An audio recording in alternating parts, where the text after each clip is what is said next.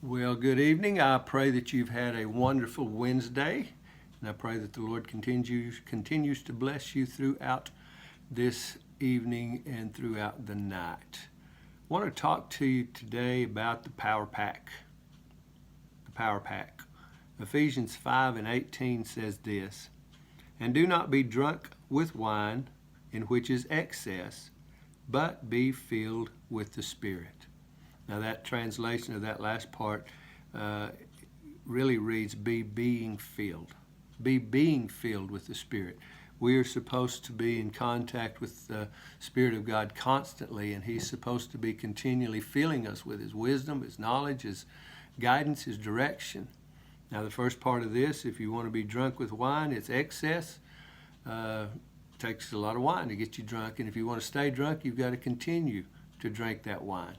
And the same thing with the Spirit. If you want to continually walk in the Spirit, if you want to continually have the Spirit walking in you, then you are going to have to continually be drinking of the Spirit, being filled with the Spirit, taking in the Spirit through prayer and Bible study and seeking His face.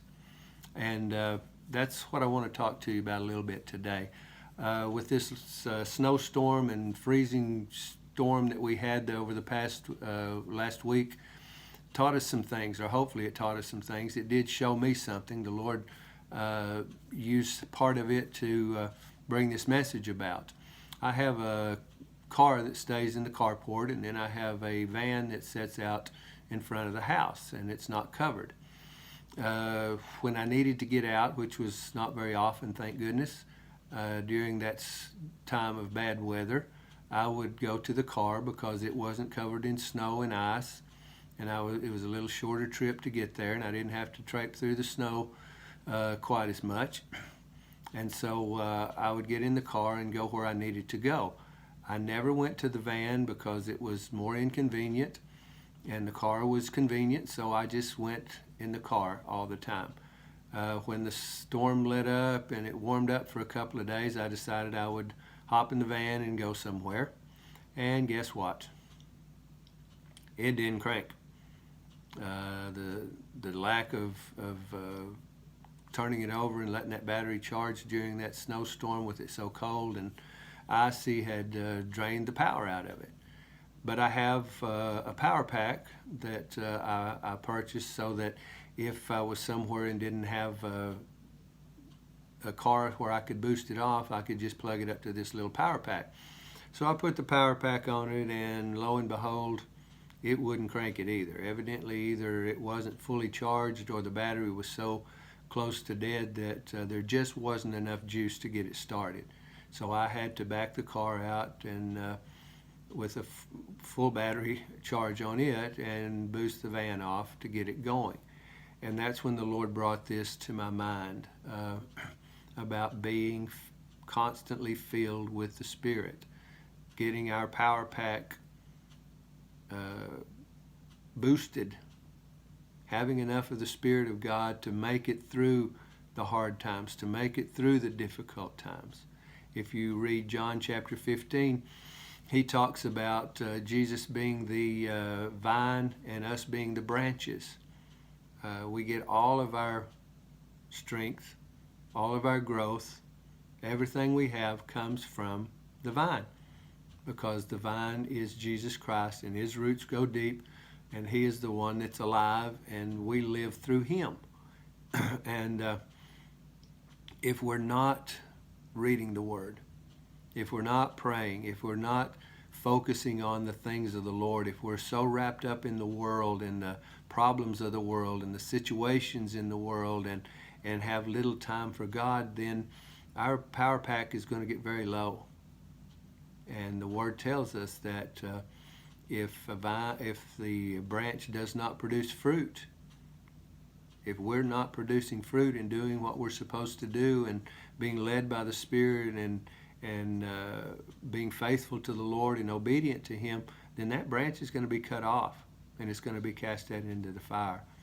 And I believe that that's going to be a problem for many, many people in these last days, because the Lord tells us that there's going to be many that are going to be falling away, that there's going to be a great falling away from the church. and from His kingdom.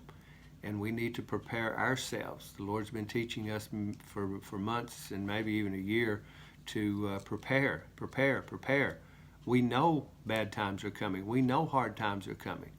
We know these things are going to take place. The Word tells us to. If we believe the Word, then we know these things are going to take place.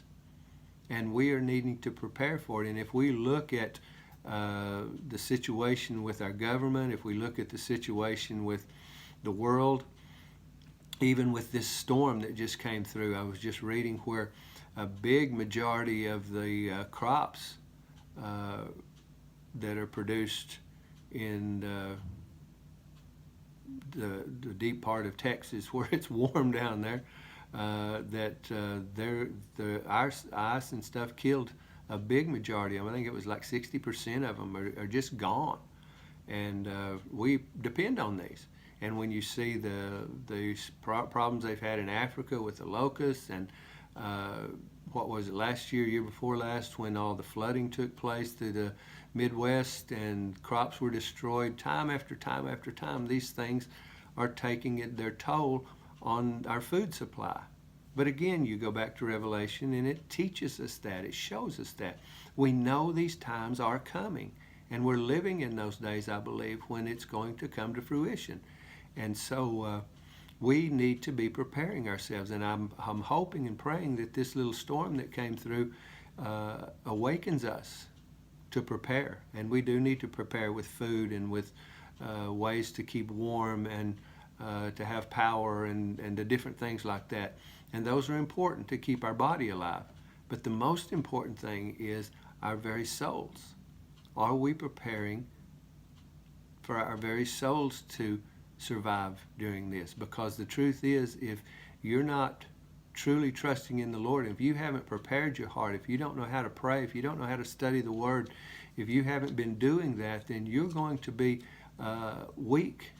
And when these trials and these troubles hit you, and there's not enough food, and you get cold, and you don't know how to cry out to the Lord, and you don't know how to trust the Lord, you're going to be in trouble.